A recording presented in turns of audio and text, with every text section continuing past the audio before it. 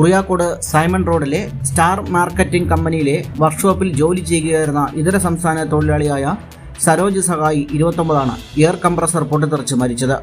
ഈ സമയം വർക്ക്ഷോപ്പിൽ 3 ഇതര സംസ്ഥാന തൊഴിലാളികളും 3 സ്വദേശികളും ഉണ്ടായിരുന്നു. അലമാരയുടെ നിർമ്മാണ പ്രവർത്തനങ്ങൾ നടക്കുന്നതിനിടെയാണ് എയർ കംപ്രസർ പൊട്ടിത്തെറിച്ചത്.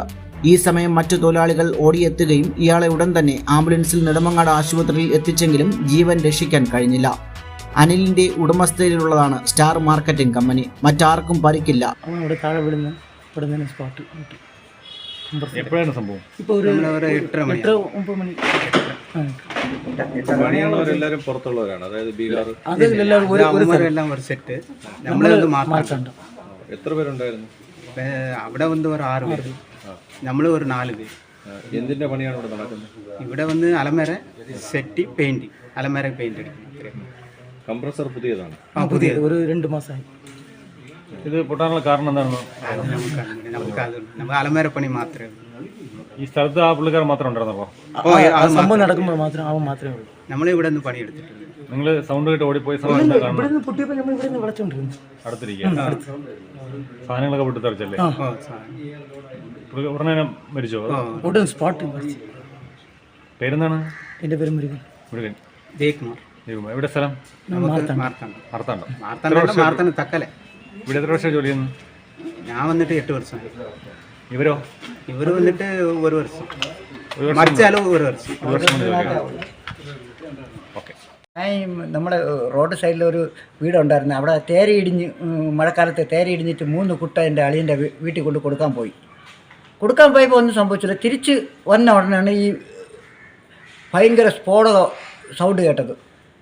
ബോംബ് പൊട്ടുപോലെ സൗണ്ട് കേട്ട് അതിനിടയ്ക്ക് ഇവിടെ ആൾക്കാരും കൂടി. തിരിച്ച് ഇവിടെ വന്ന് നോക്കിയപ്പം കാണാം രക്തം ഒലിച്ച് ഇവിടെ ഒരാൾ മരിച്ചു കിടക്കുന്നു. എന്താണ് അത്? ഈ എയർ കംപ്രസ് പൊട്ടി എന്നാണ് പറയണത്. ഇവിടെ വന്ന് ബാക്കി എല്ലാവരും പോലീസും വന്ന്, വിളപ്പശാല പോലീസെല്ലാം വന്ന് ഇവിടെ അന്വേഷിച്ചപ്പം കംപ്രസർ പൊട്ടി. ഈ പുള്ളിക്കാരൻ്റെ അവൻ ഇവിടെയുള്ള ആളല്ല, ബീഹാറിലുള്ള ആളുണ്ട്. അവൻ്റെ വീട്ടുകാർ ഇവിടെ എത്ര പേര് പണിക്കുണ്ടായിരുന്നത്? ഇവിടെ 8 പേര് ജോലി ഉണ്ടായിരുന്നു. അവരെല്ലാം ഈ സൈഡിലാണ് ജോലി ചെയ്തുകൊണ്ടിരുന്നത്. പരിക്കിയൊക്കെ മാത്രമേ ഉള്ളൂ? പുള്ളിക്കാരന് മാത്രമേ ഉള്ളൂ. സ്പോട്ടിൽ തന്നെ മരിക്കുക? അപ്പോഴും മരിച്ചു. കുട്ടയും കൊണ്ട് തിരിച്ച് ഇവിടെ വന്ന് ബിടിയും കെട്ടുകൊണ്ട് ഞാൻ അകത്ത് കയറിയപ്പോൾ ആള് അപ്പോഴേ. എത്ര കാലമായിട്ട് ജോലി ചെയ്യുന്നത്? 1 വർഷം ആവുമെന്ന് തോന്നുന്നു. എനിക്ക് വലിയ പരിചയമല്ലേ, അവർ ബീഹാറായില്ലേ. ഇവിടെ എന്തിന്റെ പണിയാണ് നടക്കുന്നത്? ഇത് അലമാര, കാർപ്പൻ്റർ വർക്കാണ് കൂടുതലും. എല്ലാം പുള്ളിക്കാരൻ ഇതിൻ്റെ ഉടയം വന്നിട്ട് ഉറിയക്കോട് ജംഗ്ഷനിൽ കടയുണ്ട്.